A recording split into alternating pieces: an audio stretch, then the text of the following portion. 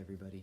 Okay, so got the first video done, general introduction. Second video in this series is talking about some techniques and some strategies to deal with depersonalization and derealization. This video I want to talk a little bit about something on a subject I feel hasn't really gotten as much attention as maybe it should, which is the benefits, the upside to experiencing derealization, depersonalization. All right, so again, let me just say, not a medical professional. This isn't intended to be official medical advice. See your doctor if you need that. Feel like hurting yourself or anybody else, contact 911 or a professional. All right, so the upside to depersonalization and derealization, how could there be one, right? It's a disorder, and it's uncomfortable and it can cause anxiety and panic. How can there be an upside? Totally get how one might think that, or wonder that rather. But I can say from my own experience that this particular topic, it has a lot to do with perspective. It has a lot to do with figuring out like how to view the situation, I guess you would say, in order to be able to find those positives, the upside, and kind of capitalize on them, right? I think with most things in life, without getting too far off topic, I think with most things in life that seem negative, there's actually a lot of positives. It's kind of like the yin-yang thing. There tends to be at least some positives if you can look for them. And I really believe that's the case here. So let me explain why. So with depersonalization and derealization, all right, you are feeling like, we'll just say for the sake of brevity, disconnected from yourself and kind of disconnected from the world around you, okay?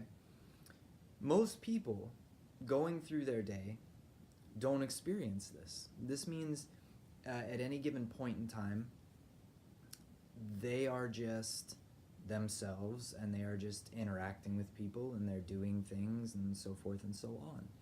And so they may not be aware of what their behavior, the nature of their behavior, how their behavior, what they're saying is striking other people, that kind of thing, right? It's like an obliviousness, okay? Or an obliviousness to the world around them. I've observed for myself, and I think that a lot of you out there, if you kind of like look at things, you'll probably find the same thing for yourself with all this. One of the benefits to depersonalization and derealization is that you observe yourself and you look at the world around you in a different way.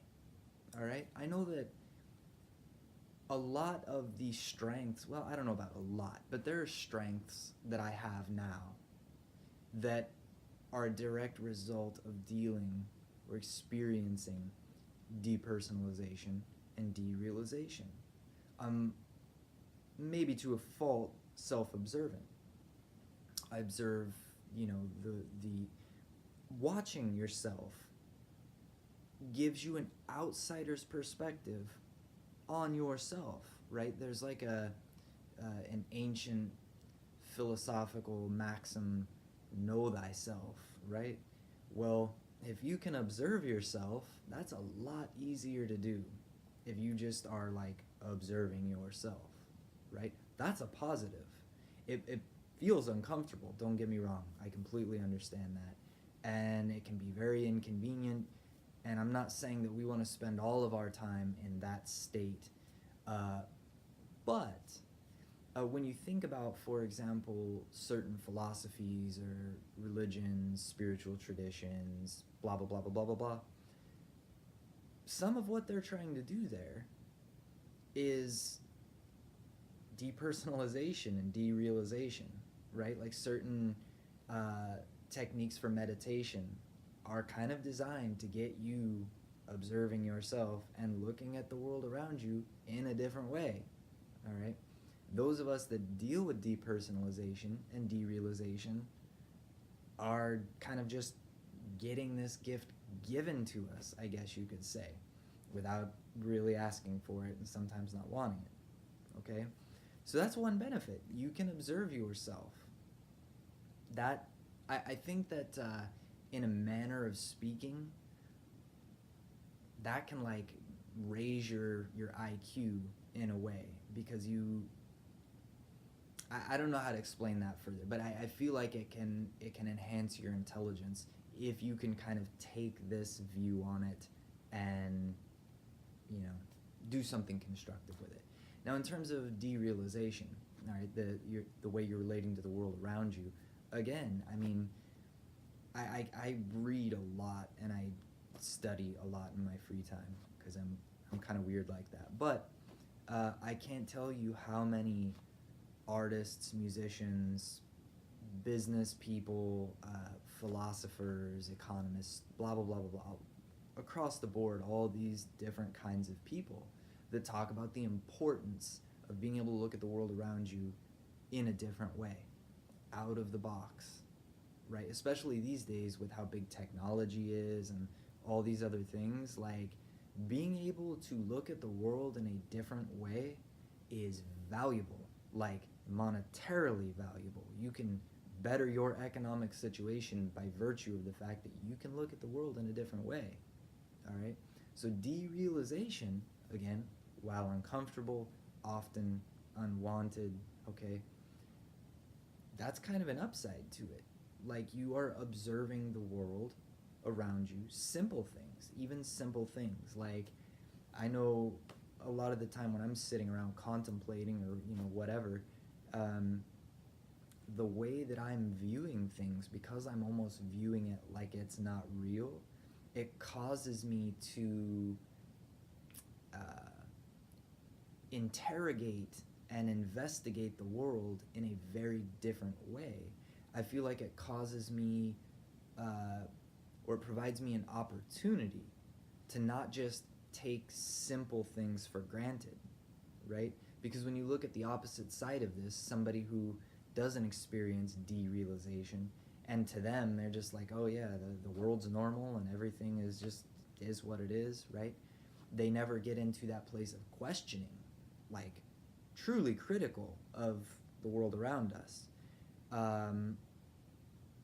You know, that I think that in a certain manner of speaking, those are the people who can be very happy and very comfortable in, you know, just behind a desk job doing paperwork or something, right? But when you are having to reevaluate the whole world around you, even the most basic,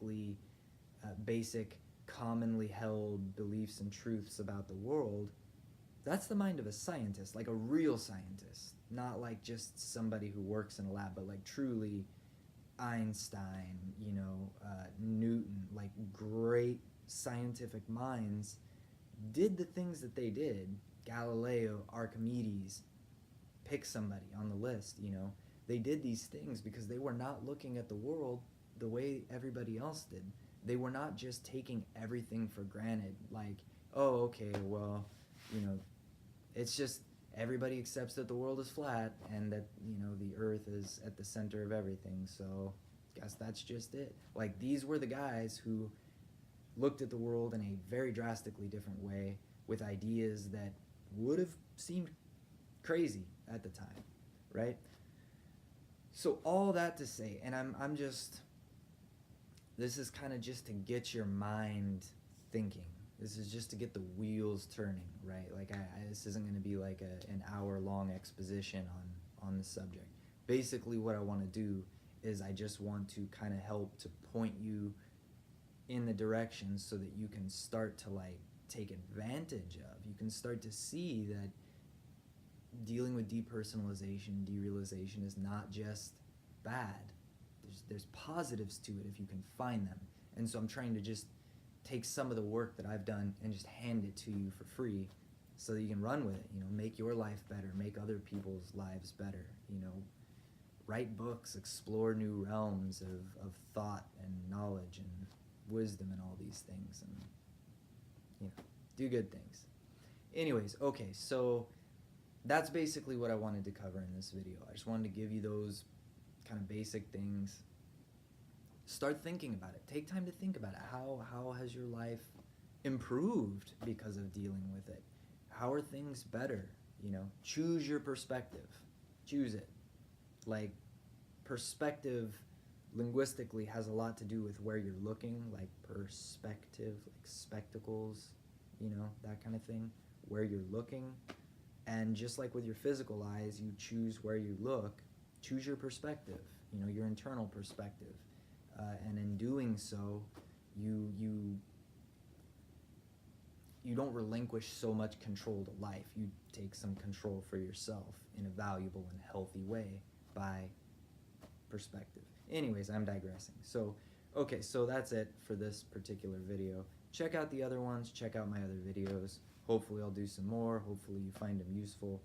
Again, questions, comments, concerns, your thoughts, your ideas, whatever you got, leave them in the comments. And if something comes up and more videos on this exact subject need to be done, I'll do them. And yeah.